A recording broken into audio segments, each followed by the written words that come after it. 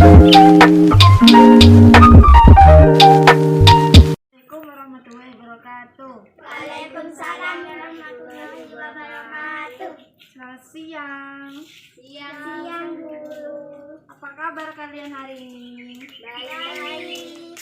Nah, sebelum memulai pelajaran, mari kita berdoa terlebih dahulu. Berdoa mulai.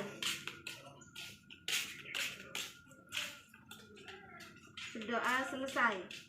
Nah, kan nanti perkenalan dulu ya. Perkenalkan, nama Ibu Husni Fatimah. Nah, sekarang Ibu akan mengecek nama kalian.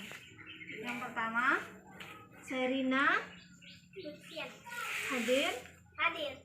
Ila, Hadir. Novi, Silvi. Hadir. Nah, yang sudah hadir semua ya. Nah, pada pertemuan kali ini kita akan membahas mengenai pewarisan sifat pada makhluk hidup. Yang pertama, yang dari pewarisan sifat tujuannya yaitu untuk mempelajari kalian dapat memahami konsep dasar pewarisan makhluk hidup. Terus yang kedua, kalian dapat menjelaskan hukum Mendel dan persilangan yang ada pada makhluk hidup. Yang ketiga yaitu kalian agar mengetahui kelainan sifat yang diturunkan oleh makhluk hidup.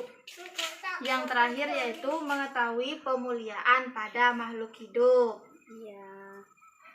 Menjelaskan secara singkat mengenai pewarisan sifat pada makhluk hidup. Pewarisan sifat merupakan penurunan sifat dari induk ke keturunannya. Seperti kalian itu perpaduan dari orang tua kalian antara orang tua laki-laki dan orang tua perempuan. Kalian itu perpaduan dari ayah dan ibunya.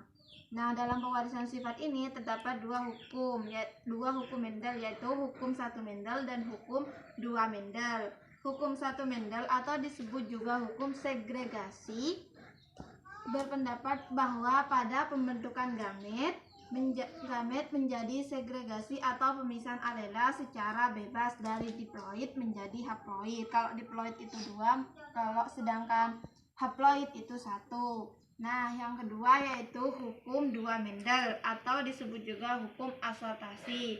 Menurut hukum ini, setiap gen atau sifat dapat berpasangan secara bebas dengan gen yang lain atau sifat yang lain. Nah, dalam pewarisan sifat ini juga terdapat kelainan pada makhluk hidup. Nah, kelainan itu terjadi akibat mutasi gen pada DNA yang terjadi secara acak atau karena masalah lingkungan.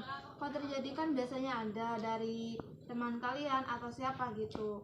Kenapa kayak kelainan nggak bisa jalan gitu, itu kan kelainan itu disebabkan oleh mutasi gen atau juga bisa disebabkan lingkungan, keadaan lingkungannya gimana gitu. Yang terakhir yaitu genetika itu sangat berperan dalam membantu manusia menyingkap masalah penyediaan bahan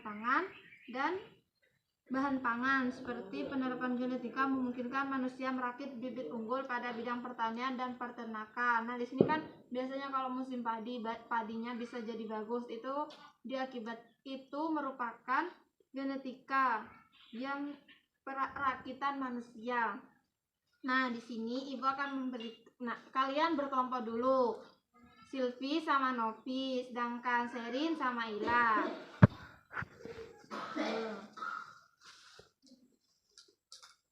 Ini kalian perhatikan terlebih dahulu.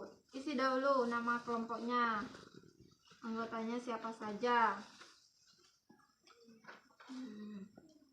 Silakan diisi. Ini kelompok 1, Serin kelompok 2. Tulis dulu Serin. Kelompoknya Serin kelompok 2. Namanya Serin siapa? Tulis. Iya, tulis itu Serin 2. Terus bawahnya Serin.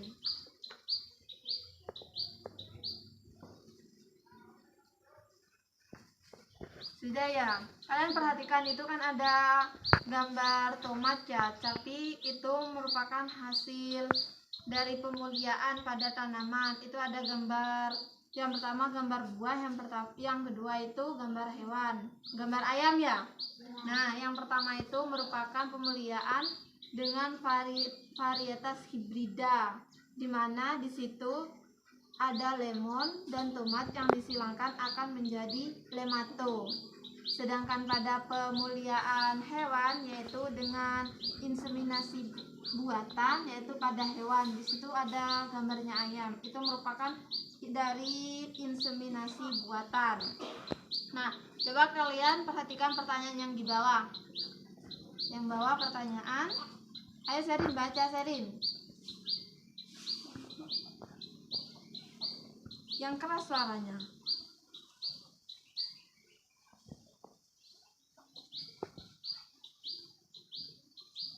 Yang keras biar temannya dengar. Ayo baca. Dari Ayo Serin. Pertanyaan dari materi yang sudah dijelaskan, coba kamu identifikasi cara pemuliaan tanaman dengan varietas hibrida dan pemuliaan hewan dengan inseminasi buatan. Nah, coba kalian diskusikan terlebih dahulu sama kelompoknya, terus diisi ya.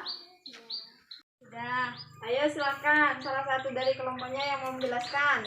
Saya perwakilan dari kelompok 1 akan menjelaskan cara pemuliaan tanaman dengan varietas hibrida. Ya, silakan. Pemuliaan tanaman dengan cara varietas hibrida yaitu dengan menyilangkan 2 jalur homozigot dari penyilangan diperoleh F1 yang heterozigot yang kemudian ditanam sebagai varietas hibrida. Ada 3 bentukan hibrida. 1. Hibrida silang tunggal, 2. Hibrida ganda, 3. Hibrida 3. Nah, itu kan penyilangan ada 3, hibrida silang 1 ya.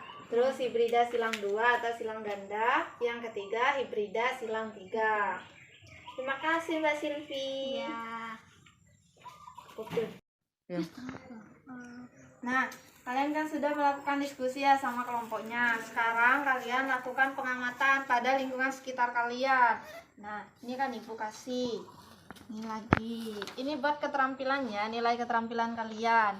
Nanti sesuai petunjuknya kalian cari apa itu pemulihan yang ada di sekitar rumah kalian. Pemulihan apa saja yang sekiranya berhubungan dengan materi kita kali ini.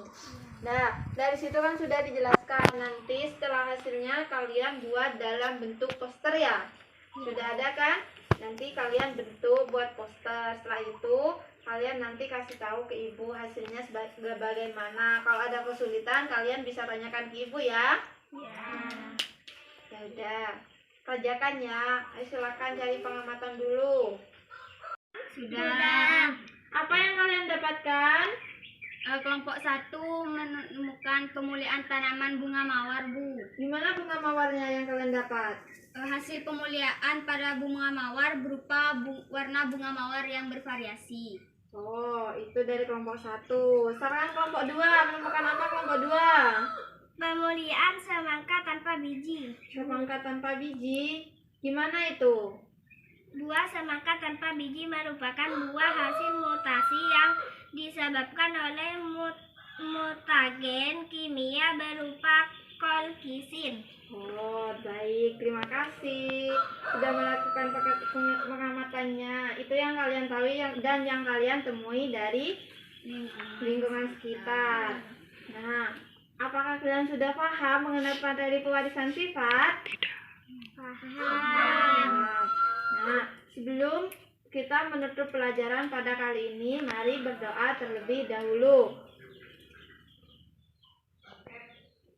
Berdoa selesai.